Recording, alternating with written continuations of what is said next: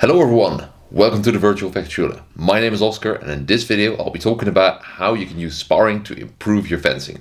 And the answer to that is really quite simple. Do lots of it. So that's what I'm doing now, trying to get good. Hold on, there is actually a little bit more to this. If you want to use sparring to get better at fencing, quantity is important, but so is quality. So in this video, let's talk about a couple of ways in which you can use sparring to lift your fencing to the next level.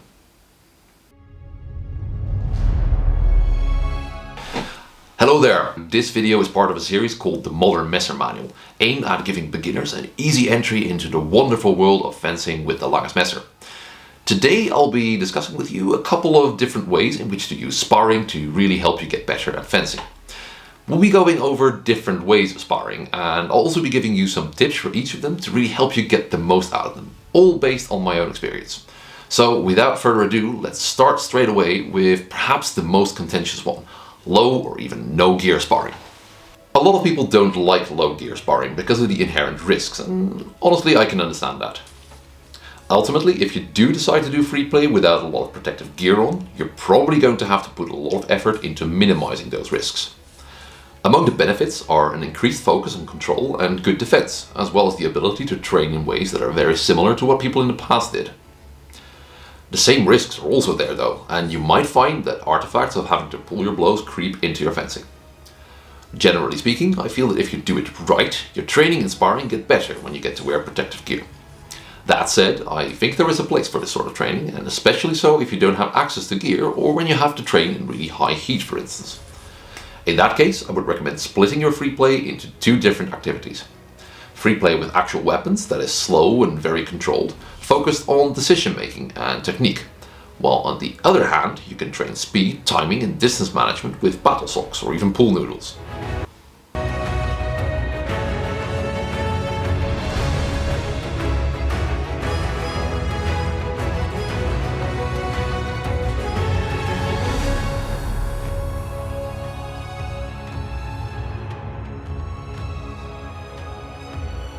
So now let's talk about what you can do when you're wearing a medium or even a full gear set.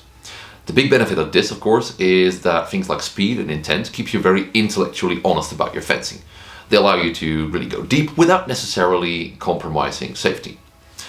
Even then though, it really pays to think about what you're doing and why. So really, just sparring for the fun of it is totally cool. It is a lot of fun, I can tell you that. But sometimes, if you want to get better, it really pays to ask the question, why?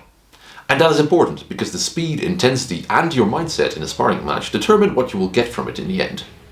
If you've just finished class and you're trying to apply the techniques or concepts that you learned, you may find that going really fast straight away is quite a certain road to disappointment. At least when trying to apply actions that require some decision making in the moment, or fencing with eyes open as that is sometimes called, you will simply not have cultivated the mind-muscle connection to do such actions at speed. In such cases, slowing down the action can be a very good idea to get to that 80 to 20% mix of success versus failure, because that is where learning occurs. If you feel like this is going well, of course you can speed it all up a bit.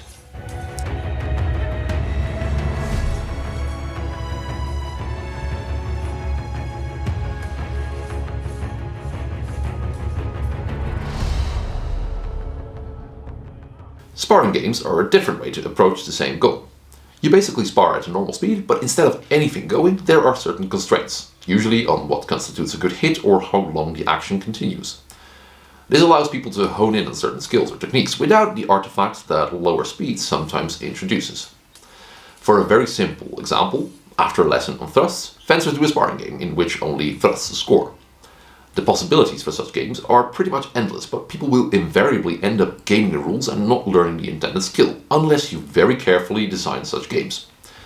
I've personally tried a lot of different things, and some were definitely keepers after a bit of refinement, but others I just had to discard. That said, when done well, this is a really potent way to bring your sparring games to the next level. Of special note here would be continuous and semi-continuous sparring. In these formats, you don't stop the action for a certain amount of time, or only after certain types of hits respectively. I do a lot of semi-continuous sparring in Messer, usually ending exchanges when a hit to a deep target, such as anything to the head or a thrust to the torso, is made. This type of sparring offers you the possibility to continue exchanges for a bit longer, meaning you get to apply different techniques than you'd normally do. Additionally, this teaches people to not overcommit to the first hit, as it is not guaranteed to end an exchange. Instead, you learn that solid defense coupled with credible threat is a good way to gain advantage in such exchanges, which carries over quite well to other forms of sparring.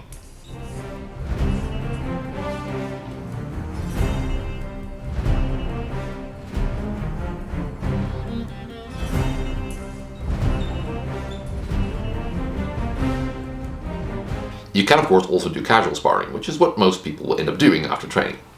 This is sparring at or close to your full speed. Of course, you're not trying to murder your sparring partners here, but obviously there will be a bit more intent behind attacks than with slow sparring. One of the things that this allows you is volume of training for conditioning and technical repetition. Ultimately, fencing relies on a lot of endurance, but the exertion is not evenly distributed. You need to be able to go all out for a couple of seconds with lower exertion between such spikes. Sparring timed rounds is great for getting a lot of such endurance training in, and it's also quite easy to organize. As a bonus, you can simultaneously work on certain techniques and tactics and get lots of repetitions in. But pressure testing your technique or grasp of tactics isn't the only reason to spar, of course. Sometimes you're preparing for a competition, or you're just curious what you can do when you really go deep and try to push past your boundaries. And this is where your mindset really becomes much more important. Zbigniew Tchaikovsky talks about this in the form of motivation and arousal, being your willingness to go for it and the levels at which your autonomic nervous system is activated. If you want to do well in a competition, you could say that your motivation is high, right? And you may also find that your high arousal makes your heart rate and breathing speed up significantly. Stress versus performance makes a pretty interesting bell curve. If your motivation and arousal are too low, you're not sharp and your body doesn't go into survival mode, which is incidentally pretty great for activities that emulate fighting. Have it too high though, and you can't keep your cool. Every individual has their optimal levels of motivation and arousal for performance in different activities. But given that fencing is generally quite complicated, you would rather do well to keep your arousal at a somewhat lower level. In your average after training club sparring bout, stress levels are relatively low. There's no real reason to be nervous about the outcome of the bout, and it's easy to keep your cool if you have a bit of experience of it. But this is not necessarily the best preparation for a competition. Speeding up is generally a good way to raise your motivation and arousal for a sparring bout. All the visual and sensory stimuli come in faster, and you're more likely to make repeated mistakes, which don't help either. But be careful. This can have serious consequences if you don't handle it well, especially for safety. Hits get ignored or come in just too hard, and when that happens you don't learn a lot and you tend to just feel bad about it. In the worst case, you might end up just reinforcing mistakes and not learning and injuring your partners in the process. When you want to really push yourself at sparring, do yourself a favor and get one or more people to observe. They can keep an eye on fencer safety.